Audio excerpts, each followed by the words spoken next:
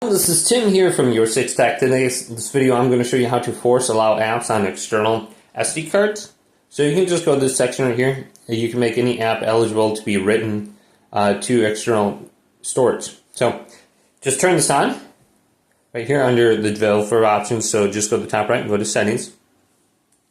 Going down to about phone, click this and look for build number and tap that like 5 times.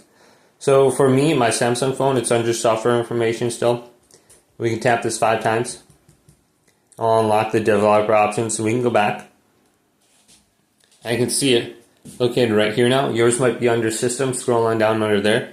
But here's my developer options. And look for force allow on external. So once you have the developer options unlocked, and you can see the setting right here, turn this on. Go back to the main settings menu now and go to apps. So let's locate apps right here. Now go to the app you want to move. Go down to storage.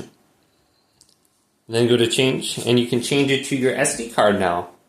So if it's not moving over, go and just enable it under there. Hopefully this video did indeed help you out.